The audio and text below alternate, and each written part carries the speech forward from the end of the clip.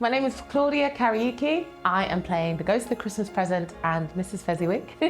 It's going to be amazing. I think they have created such an incredible environment for us to create this show. The costume I haven't seen yet, so I've got to wait and see when that amazing day finally comes. I can't wait.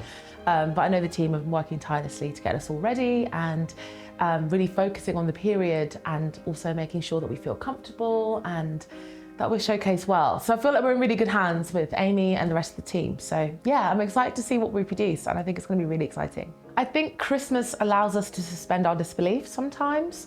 So Christmas is about fantasy and fun and tradition and also community and love and acceptance and appreciation for the year that you've had.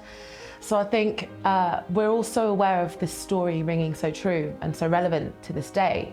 Yeah, there's such a sort of narrative about society at the moment, talking about distribution of wealth and how we can all do much more for our communities. But I think what we're learning about Scrooge is that it's a deep-seated thing about loneliness and isolation, and hoarding his wealth is about him finding community in his own mind and his own riches. I don't know, but I think it says so much about what's missing in his life and how that projects into his adult life.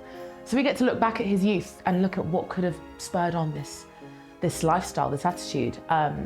And Christmas Gift is kind of there to remind him that Christmas can be fun and Christmas can be about abandoning your own beliefs or, you know, giving into your own imagination, and as well as that, showing him that his austerity has caused real harm in his community and how he's been blinded to that because he's been busy counting his millions. So I think it's really relevant to now and also relevant to the joy of Christmas. I think with the story, I don't want us to get bogged down in the tragedy because it is very much existing in our story.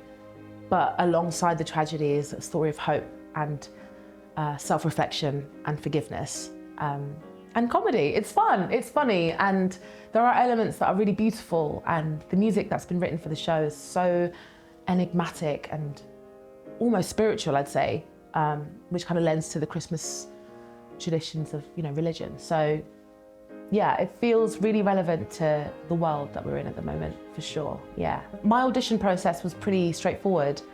I sent in a self-tape of me singing a song, and then we were asked, hey, talk about your favorite Christmas food. And my partner was filming and they were like, I know what your favorite Christmas food is, you may as well tell everyone. Because I gave like a really sort of vague answer. I was like, I love Yorkshire puddings because they are great and they are nice on my meal. And my partner was like, just talk about what you love. And I was like, I love stuffing. So we recorded that and I went on this tangent about how much I love stuffing. And in my recall with Amy, she spoke about my enthusiasm for stuffing, and I think that's what got me the job. But yeah, no, I feel like the audition process was really quite chill and straightforward, and I was excited from that point on. I was like, I loved the way that we were talking about, you know, Mrs. Fezziwig and Mr. Fezziwig, these like affluent Black Victorians, and how we don't really see much of that narrative of, you know, history of like affluent Black people in the community. So that was interesting to me, and I love history, and my family are kind of history buffs, and that was always something that we never really got to the crux of, Black historian existence. So to be able to do that in this show and be able to highlight the different kinds of people that lived in this world is really exciting, and I feel really privileged that we get to like showcase another side of Dickensian Britain, I guess. We've kind of, we've explored the wardrobe once or twice. I have a few friends that live in Leeds that are doing productions actually in and around Leeds over the Christmas period. So I can't wait to hang out with them and see the sights and go and do some fun cultural things. I think we're doing that, the nightlight walk. Light night, yeah.